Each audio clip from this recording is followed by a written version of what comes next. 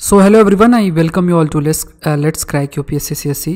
So history in news series के अंदर हम लोग डिस्कस करेंगे कुछ इंपॉर्टेंट ट्रैवलर्स न्यूज़ में हैं। जैसे पास्ट में कोई जो ट्रैवलर्स हैं किसी दूसरे देश से, वो अगर हमारे देश के अंदर आए हुए हैं तो वो आपसे कई बार प्रीलिम्स के अंदर पूछा भी गया है।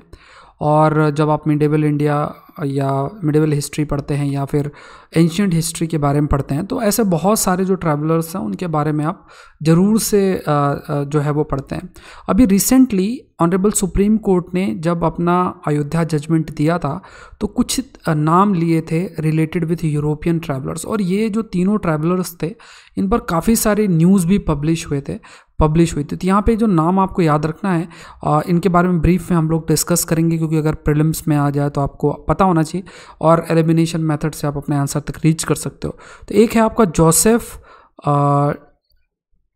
टिफेंथलर, ये नाम आपको याद रखना है, एक ये है। दूसरा नाम है विलियम फिंच, ये यूरोपियन ट्रैवलर्स हैं, विलियम फिंच, इनके बारे में ब्रीफ में विल ट्राई टू अंडरस्टैंड।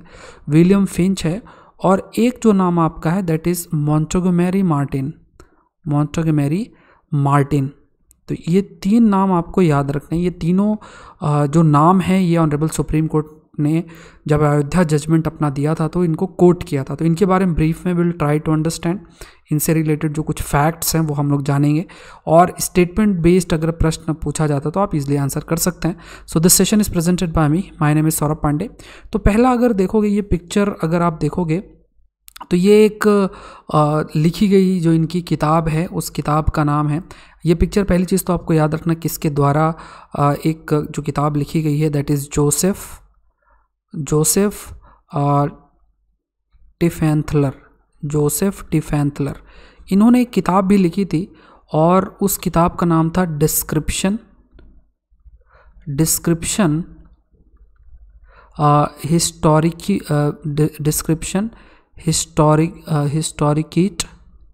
हिस्टोरिकीट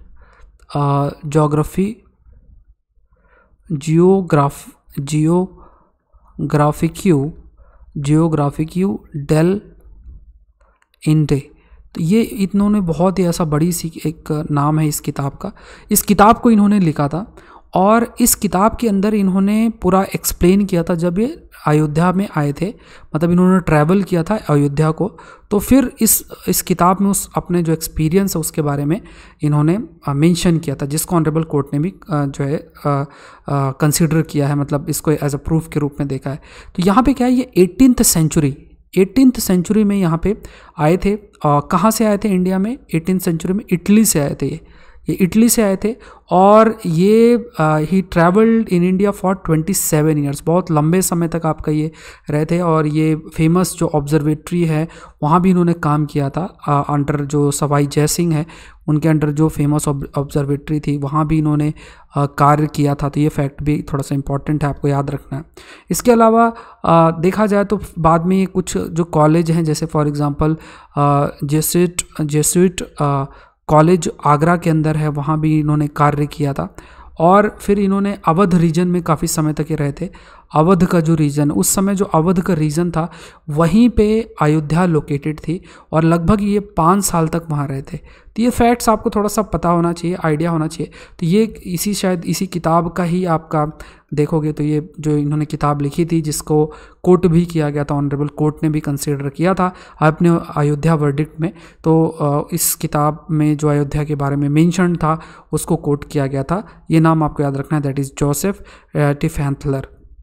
दूसरा देखते हैं विलियम फिंच। देखो विलियम फिंच की बात अगर किया जाए तो यहाँ पे कई सारे जो मतलब जब आपका डिबेट चल रही थी कि अयोध्या का जो अभी प्रीमाइस है और उसमें जो डिफरेंट एक ओपिनियन रखे जाते थे, तो उसमें अलग अलग जो व्यू पॉइंट रखे गए थे उसमें इनका नाम भी, मतलब देखा जाए तो विलियम फिंच है, इनको भी कोट किया गया था। तो विलियम फिंच की बात किया जाए तो ये तो और भी बहुत पहले आए थे। ये 1608 ये आए थे। ही अराइव्ड इंडिया 1608। कहाँ 8 में आए थे? कहाँ पे आए थे? सूरत में आए थे। ये सूरत में आए थे, और किसके साथ आए थे? सर विलियम हॉकिंस के साथ ही आए थे। सर विलियम हॉकिंस के साथ आए थे। तो इन्होंने बहुत सी चीज़ें अपने लिखी भी थी, फिर अपना एक्सपीरियंस भी शेयर किया था।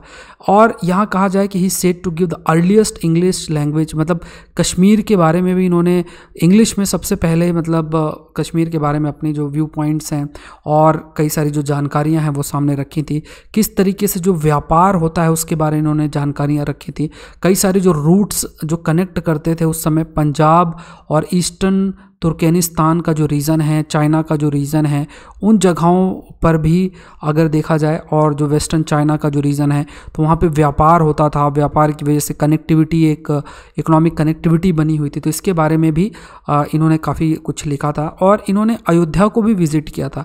अयोध्या जो है उसको भी इन्होंने विज़िट किया था 1608 और 1611, तब इन्होंने ये विज़िट भी किया था। तो इसलिए आपको ये नाम याद रखना है विलियम फिंच के बारे में। अब देखो उन्होंने क्या कहा था, ये सब आपको इतना करने का नहीं, बस ये पिक्चर का पर्पस सिर्फ इतना है कि आपको थोड़ा याद होना चाहिए, क्योंकि इनका एग्जैक्ट पिक्चर जो आपके ट्रैवलर्स हैं उनका एग्जैक्ट पिक्चर तो नहीं मिल पाएगा क्योंकि उस समय फेसबुक नहीं था। तो नेक्स्ट देखते हैं, ये भी शायद एक जो दूसरे हैं उनके द्वारा लिखी किताब है, उसी पर ये बेस्ड है। तो यहाँ पे अगर आप देखोगे जो नेक्स्ट हैं, इनका नाम है रॉबर्ट मोंटगोमेरी मार्टिन। ठीक है, ये आपको नाम याद रखना है, रॉबर्ट मोंटगोमेरी मार्टिन। तो यहाँ पे क्या है, ये एक एंग्लो आयरिश ऑथर थे। ठीक है, एक तो ये सिविल सर्वेंट थे और ये श्रीलंका में मेडिसिन प्रैक्टिस करते थे, और इस बीच में इंडिया में भी कभी विजिट करने आते थे। तो इन्होंने श्रीलंका, ईस्ट अफ्रीका, ऑस्ट्रेलिया, इन जगहों में ये रहे थे। और ये कोलकाता में भी काफ़ी समय तक कार्य किए थे, और एक पेपर भी इन्होंने पब्लिश किया था जिसे बंगाल हेराल्ड नाम दिया गया है। बंगाल हेराल्ड ये नाम रखा गया था उस पेपर का, जिसको इन्होंने मतलब फैसिलिटेट हेल्प किया था इस पेपर को फाउंड करने में। और फिर ये इंग्लैंड चले गए थे, जहाँ पे इन्होंने जो ब्रिटिश एम्पायर है कि किस तरीके का ब्रिटिश एम्पायर है, क्या चल रहा है उसमें, क्या होना चाहिए, क्या नहीं होना चाहिए, ये सारी चीज़ें इन्होंने अपना उस पर लिखी थी। और कई सारी इन्होंने अपने किताबें भी लिखी थी, जैसे मतलब रिलेटेड विद हिस्ट्री, एंटीक्विटीज़ और जो टोपोग्राफी और जो स्टैटिस्टिक ऑफ ईस्टर्न इंडिया, तो ये भी इन्होंने मतलब ये आपका वी कैन से कि 3 वॉल्यूम में कार्य किया था इनसे related, statistics of eastern India. तो इन्होंने काफ़ी सारा ये कार्य किया था इनसे रिलेटेड। और यहाँ पे अगर देखा जाए तो इन्होंने काफ़ी सारी चीज़ें लिखी थी लॉर्ड रामा के बारे में भी। लॉर्ड रामा जो है उनके बारे में भी इन्होंने लिखी थी इन अयोध्या रीजन।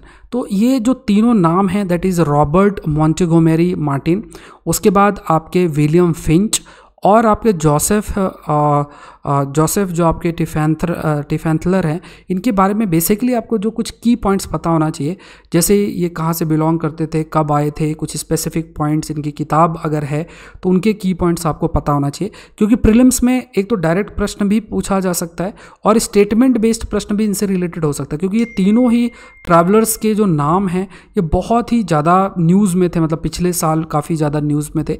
हम हिस्ट्री न्यूज़ सीरीज़ के अंदर और भी कई ऐसे फेमस जो नाम हैं उसको कवर करेंगे। I will try to cover those things, है ना, जो कि आपके लिए इंपॉर्टेंट हो जाता है और एग्जाम में पूछा भी जा सकता है। अगर ये सेशन आपके लिए हेल्पफुल रहा होगा तो आप लाइक बटन जरूर से प्रेस करें। अनअकैडमी पे आप मुझसे जुड़ सकते हैं। You can use this code, that is SPLIVE, ये कोड इस्तेमाल करके आप ज्वाइन कर सकते हैं। और अभी अगर आप अनअकैडमी से जुड़ते हैं 1 अगस्त से पहले, तो यह बहुत ही ग्रेट अपॉर्चुनिटी, ये सारी चीज़ें जितने भी बैच कोर्सेज, सारे एजुकेटर के सारे जो कोर्सेज हैं उसको आप देख सकते हैं। और इसमें आपका ऑप्शनल की टेस्ट सीरीज, प्रीलिम्स की टेस्ट सीरीज, मेंस की टेस्ट सीरीज, सब कुछ इंक्लूडेड, सारे एजुकेटर्स के सारे कोर्सेज, बैच कोर्सेज, सब कुछ आप एक्सेस कर सकते हैं। मतलब जो ये अमाउंट है, इस जो अमाउंट आपका इतना होता है, वो इस अमाउंट में आपको सारी चीज़ें मिल रही हैं। तो बहुत ही ग्रेट अपॉर्चुनिटी, क्योंकि 1 अगस्त से आपका प्राइस बढ़ सकता है। 2 ईयर के सब्सक्रिप्शन में 1 ईयर भी आपको एक्स्ट्रा है। सो आप अनअकैडमी से जुड़ सकते हैं और जो है अपनी जो प्रिपरेशन है उसका मोमेंटम मेंटेन कर सकते हैं। सो आज के लिए इतना ही। आई होप ये सेशन आपके लिए हेल्पफुल रहा होगा। Thank you everyone and let's crack it.